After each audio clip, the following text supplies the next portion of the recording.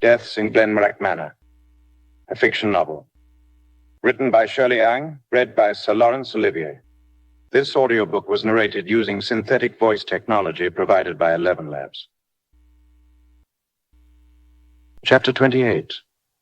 27 years ago.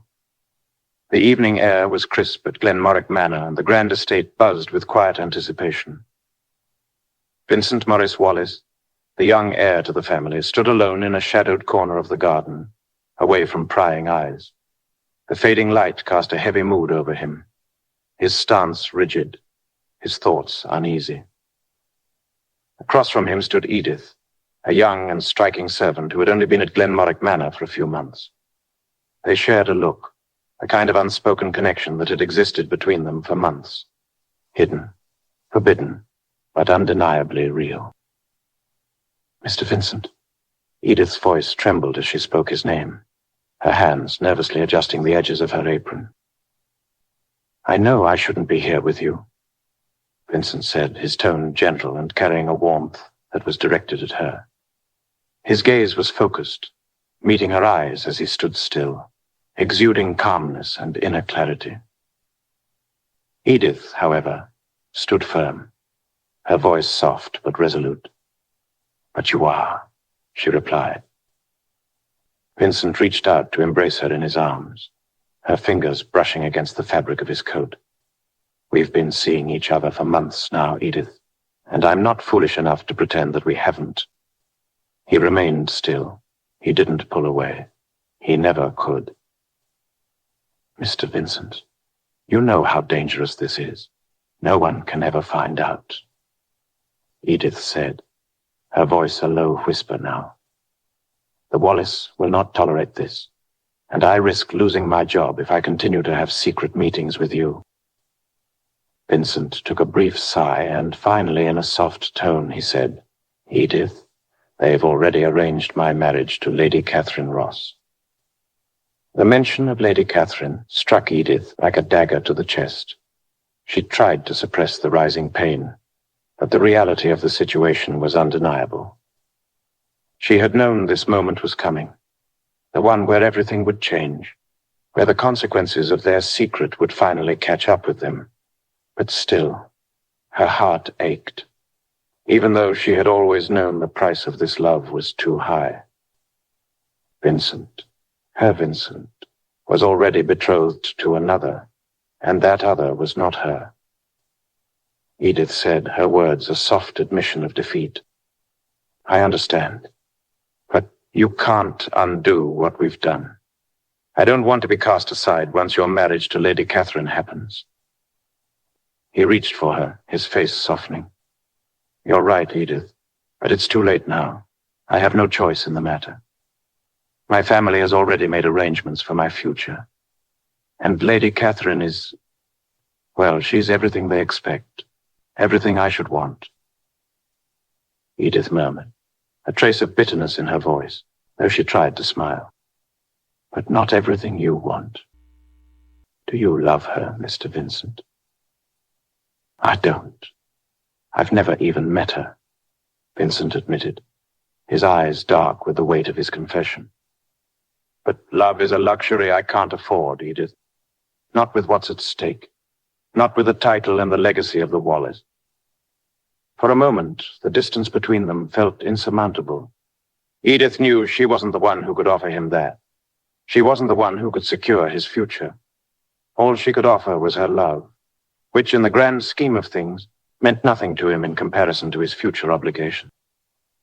Edith whispered, her voice trembling. I just wish you had told me sooner. Whatever has happened, it's too late. The two of us have done something we should not have done. Edith said sadly, with tears streaming down her face. Vincent's expression shifted as if a realization hit him all at once. Edith, I must marry Lady Catherine. There's no way around it. But I'll take care of you. I'll make sure you're provided for. You've been a part of my life too, and I can't just leave you without anything. She replied, her voice firm, though it was breaking inside. I don't need your pity, but thank you. I'll figure it out on my own. Vincent walked away, but his heart was not in the future he was about to step into. And Edith, left with the burden of their secret, went about her days at Glenmorach Manor, though her heart had already begun to change in ways that could never be undone. Months passed, and the engagement between Vincent Wallace and Lady Catherine Ross became more of a reality. The grand wedding was approaching, and Vincent's thoughts seemed to be clouded by the weight of his impending marriage. But one evening, just a week before the wedding, Edith summoned all the courage she had left to speak the words that would irrevocably alter everything. She waited until the dark of night, until the manor was asleep. She found Vincent in the quiet of the study, where he often retreated to escape the looming responsibilities of his life. She began, her voice soft but shaking. "Mr. Vincent, I need to tell you something." Vincent looked up. His eyes were heavy with exhaustion. "What is it, Edith?" His voice was flat, but there was an undeniable tension in the way he held himself. She whispered, her eyes brimming with unshed tears. "I'm with child. It's yours." The words hung in the air, and for a long moment Vincent said nothing. His face went pale and his mind seemed to reel. Slowly he rose from his chair and approached her, his hands trembling as he took hers. "Edith, you must do something about this." I can't risk everything. You understand, don't you? I'm about to marry Lady Catherine. I'm the heir to the Wallace. Even if this gets out, it won't change anything between us. You can't imagine what my papa would do to you, and I want to protect you," he said, his words harsh yet pained. Edith's voice broke. "But what about me and the child? Do we mean nothing to you, Mr. Vincent?" His face twisted with guilt. "I never wanted to hurt you, Edith, and I don't want Papa to hurt you either. You must understand, there's nothing I can do. My family expects me to marry Catherine, my future. Wallace's future depends on it. And this child, it's not something I can acknowledge." His voice faltered, and he sighed deeply, running a hand through his hair. "I'm so sorry. You know it broke my heart too. You must do something about it. Please, Edith." Edith said, her voice raw with emotion, "I don't want your pity. I'm keeping the baby. I'm not getting rid of it." Vincent's heart sank. "Edith, but you must, before it gets bigger. You have no husband. What would people say about you?" She stepped back and sarcastically said, "I do not care what people think. I'm keeping this child. He is the flesh of my flesh and blood of my blood. I'm a person with a sense of responsibility, Mr. Vincent. Don't worry, I won't be part of your life anymore. I can't stay here while you live a life that isn't mine." Vincent whispered, his voice full of regret. "I'm so sorry, Edith, but I can help you. I'm willing to help you financially to raise that child. I only ask that you do not raise the baby in this house. That's all." Edith nodded, her face a mixture of pain and resignation. "I don't need your money. Goodbye, Mr. Vincent. I hope you find happiness with Lady Catherine." Edith left Glenmorach Manor shortly before the wedding, as her heart couldn't bear to stay in a house that reminded her of everything she had lost. She moved to a quiet village and gave birth to a son, whom she named Alan. She raised Alan on her own, away from the shadows of Glenmorach Manor, and away from the life Vincent Wallace had chosen. Though years passed, and their secret affair became nothing more than a whispered memory in Edith's heart, she never stopped loving the child she had chosen to keep. And little Alan would never grow to learn about the noble lineage that flowed through his veins, unaware of the depth of the secrets that had shaped his life. As for Mr. Vincent Wallace, his marriage to Lady Catherine was filled with the expectations of his family and the duties of his title, but his heart would always carry the memory of Edith and the child he had left behind. Part 2. As the years drifted by, young Alan grew taller, stronger, and more curious with each passing day. Edith was living a quiet life as a single mother, watching her son blossom into a young man with the kind of gentle strength she had always hoped for. But with every milestone, every question that slipped from Alan's lips, a familiar pain stirred deep within her. Alan was inquisitive, a trait that had been nurtured by Edith's careful nurturing and love. Every so often he would ask her about his father. "Mother, do you ever think of father? Who was he? What was he like?" He would ask with a mix of childlike curiosity and growing maturity. Each time Edith's heart would break just a little more, but she had made a promise to protect Alan from the truth, no matter how much it ate at her soul. Edith would answer, her voice steady but tinged with sorrow. "Your father, he passed away a long time ago, my dear. He was a good man, and he loved you very much, though you never had the chance to meet him." Alan, of course, believed her, as children often do. But as he grew, there was always a quiet ache in his heart, an unspoken question that would never quite be satisfied. He could never quite shake the feeling that something was missing, something that had been kept from him. Time passed, and the landscape of Glenmorach Manor changed. Lord Wallace, the man who had once been her lover, had ascended to the title of Viscount of Ayrshire following the death of his father. He had married Lady Catherine Ross, the Viscountess of Ayrshire, a beautiful, sweet, and gentle woman who had captured the hearts of all who met her. Edith never expected to find herself back at Glenmorach Manor, but fate had other plans. Life had been difficult for her, and she had struggled to make ends meet while raising Alan. When the opportunity arose for her to return to the estate as a servant once again, she took it, though her heart ached at the thought of stepping back into the world that had once held such painful memories. But Edith's return was not the same. Gone were the days of sneaking around, hiding from the world. She entered the manor as Mrs. Thompson, a woman who was known for her ability to manage and to keep things running smoothly, and her reputation was impeccable. Lady Catherine, ever the kind and gracious lady, accepted Mrs. Thompson without hesitation. Lady Catherine said warmly when Edith arrived, "What a blessing it is to have you back at the manor, Mrs. Thompson. You have been greatly missed by others. I heard about your reputation as servants preceding you, and I trust you will take charge of the household as you did before." Edith, now known as Mrs. Thompson, still carrying the weight of her past, kept her composure as she nodded respectfully. "Thank you, Lady Catherine. It's an honor to be back here and serve you."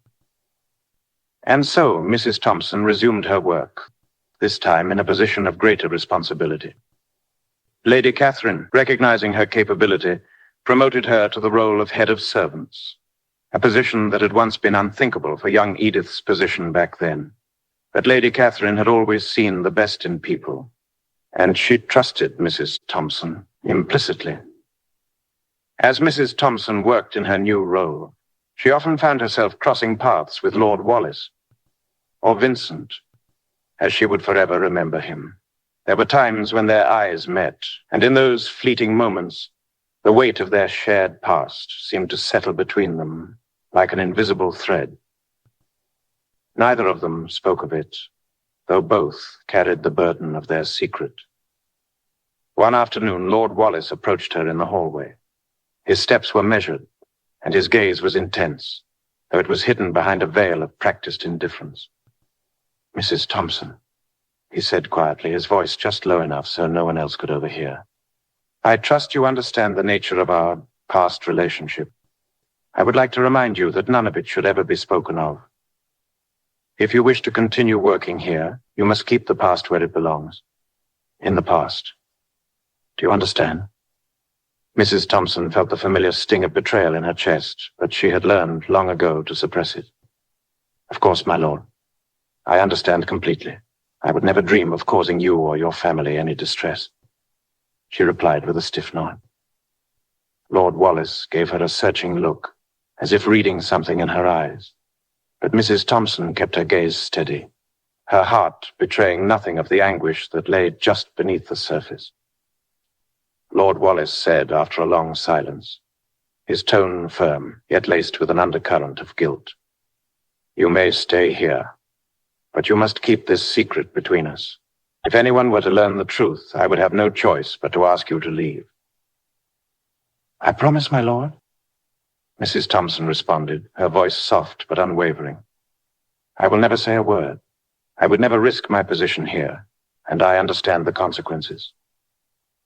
Though Lord Wallace did not say it, she knew that in some small corner of his heart he regretted the way things had unfolded. He felt guilty for what had happened to her, but he could not afford to let that guilt show.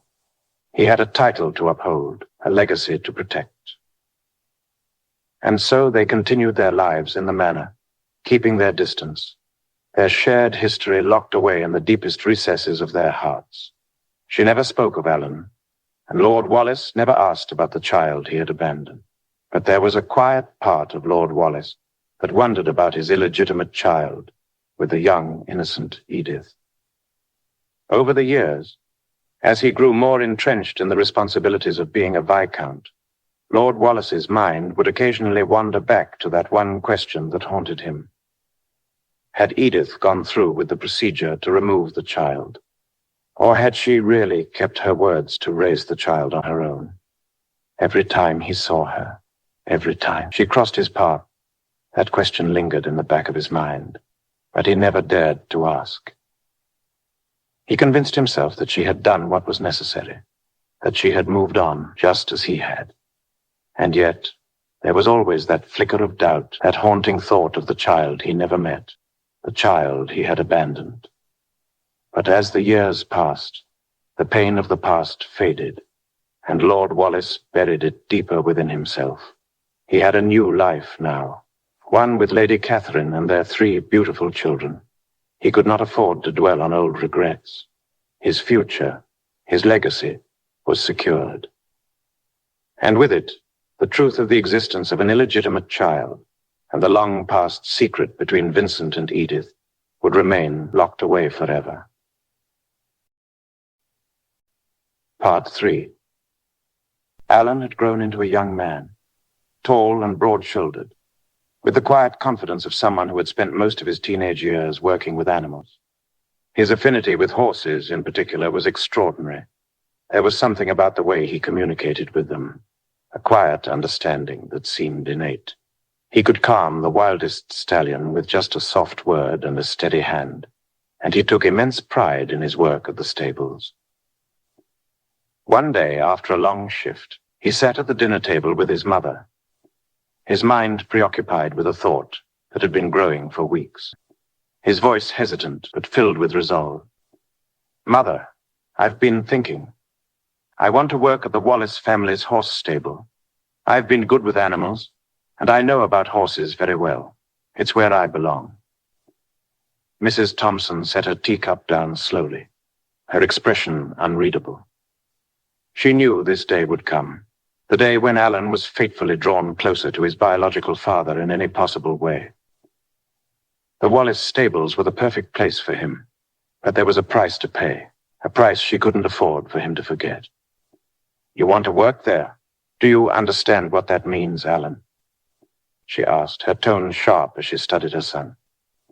He nodded eagerly, completely unaware of the full weight of her words. "Of course, Mother. I've worked with horses all my life. The stables would be the perfect place for me." Mrs. Thompson's fingers tightened around the edge of her teacup. "If you want to work at the Wallace stables, there are conditions, Alan. The first one is that you will never use the name Thompson. Do you understand? From now on, your family name is Faulkner. You cannot tell anyone that we are related, not a soul." Alan's brow furrowed in confusion. "But why, Mother? I thought Thompson was my father's name. Why can't I be Alan Thompson?" The question hit her like a wave, and for a moment her anger simmered, just beneath the surface. She took a deep breath before responding, her voice cold. "Because it's not a name that will get you anywhere in the Wallace family, Alan. You cannot associate it with it, not in any way. Do you understand?" Alan hesitated, still unsure of why the name mattered so much, but his desire to work with the horses, to be part of something that had always felt like home, was too strong to ignore. "I understand," he said finally, albeit reluctantly. "Good," Mrs. Thompson replied sharply. "You'll take the name Faulkner, and you'll keep our relationship a secret. I don't care what you think about it, Alan. It's for your own good." He was silent for a long moment, staring at his mother, but the deep trust he had in her won over his doubts. "Faulkner it is, then," he muttered under his breath, his mind already focused on the stables. The day Alan started working at the Wallace family's stables, he was barely a teenager, but his skill with the horses quickly earned him respect among the other workers. He was quiet, humble, and incredibly skilled, traits that made him popular with both the animals and the people who ran the estate. No one at Glenmorach Manor knew his true identity, nor did they ever question the young, stable boy who went by the name Alan Faulkner. It was on one of those early days that Alan first met Lady Eleanor Wallace. Eleanor, still a child at the time, had already developed an immense love for horses, and her fascination with them was boundless. Her parents, especially her mother, Lady Catherine, were delighted by her enthusiasm and often allowed her to spend time in the stable, learning to ride and care for the horses. One sunny afternoon, Lady Eleanor approached Alan as he was brushing down one of the larger stallions, her eyes full of awe as she watched him work. "You make it look so easy," she said in her soft, childlike voice. "I want to be able to do that, too." Alan looked up, startled by her presence. He hadn't expected to find someone so young, so interested in the horses, but her wide, sincere eyes, and the way she approached the horse with such respect, made him smile. "Do you like horses?" he asked, his voice warm despite his natural reserve. She responded, her voice full of certainty. "I love them, but I don't know how to take care of them like you do. Can you teach me?" Alan's smile grew wider. "Of course," he replied, feeling a strange warmth at the idea of teaching her. He had never really thought much about sharing his knowledge, but something about Lady Eleanor's earnestness made him feel like it was worth the effort. From that day forward, Lady Eleanor spent more and more time at the stables, often asking Alan to teach her how to ride, how to care for the horses, and how to understand them the way he did. The two of them formed a bond that, though not romantic at first, deepened with time. Alan found himself looking forward to her visits, and Lady Eleanor seemed to always seek his company when it came to horses. As the years went by, their friendship evolved. Eleanor, growing into a young, beautiful woman, found herself drawn to Alan in ways that confused her. She was a noble woman, and he was a stable boy, two people from different worlds. But she couldn't help the way her heart fluttered when she saw him, or the way his quiet, calm presence made her feel at ease. Alan, too, began to feel a warmth whenever she was near. Though he never allowed himself to entertain the idea of anything beyond friendship, he found himself protective of her. They would share small moments of laughter and of secrets whispered between the stables and the fields, always careful to keep their bond hidden from the watchful eyes of the manor. But Mrs. Thompson, now the head of the servants, noticed. She always noticed everything. One evening, after a long day of work, Alan returned to the small cottage he shared with his mother. His thoughts were consumed with Eleanor, her bright smile, her laughter, and the way she had looked at him with those soft, questioning eyes. "Mother," he began, his voice uncertain, "I don't know what to do. Lady Eleanor, she's become so dear to me. I feel like I'm starting to care for her more than just as a friend." Mrs. Thompson's eyes, which had once been soft with affection, darkened with an intensity that took Alan by surprise. She stood, her posture rigid, and her voice was sharp when she spoke. "No, you cannot have a romantic relationship with Lady Eleanor. She is not even your friend, Alan. She is the young lady of the house. Do you hear me, Alan?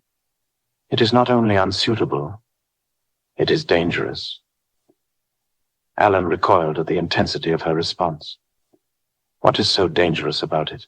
She's kind, and she's the only person who understands me here. He smiled a little when he said that. Mrs. Thompson said, her voice low but filled with raw emotion. You're nothing like her, Alan. She's a noble woman, and you are a stable boy.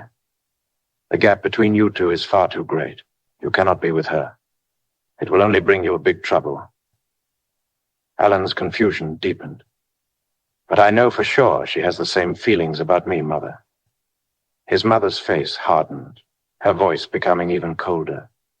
You're not suited for her, Alan. People like us don't belong with people like her. You'll never be good enough. It's for both of your sakes that you should keep your distance. Alan frowned, a sense of unease creeping into his chest. I don't know, Mother. She keeps coming to the stable, and there's nothing I can do to stop her. Besides, we enjoy each other's company. Mrs. Thompson said, her voice sharp. Do not make this mistake, Alan. I'm telling you this for your own good. She will never be able to love you the way you want her to, and even if she could, it would be disastrous for both of you. Alan fell silent, his mind racing, but he couldn't shake the growing feeling in his chest. Something told him there was more to his mother's warning than she was letting on. But he still didn't understand why she was so vehemently against the idea. He was so innocent. He never knew what his mother's past with the Wallace family had been, how deep the wounds were, how tangled the secrets were. As the years passed, Alan's life remained quiet, yet turbulent beneath the surface. His work at the Wallace family stables continued, and while he was respected for his skill with the horses, his heart grew heavier with each passing day. The deep bond he had with his mother, Mrs. Thompson, was undeniable, yet it was a bond forged in pain and sacrifice. Over the years, Mrs. Thompson had shared with Alan the many hardships she had endured while raising him alone.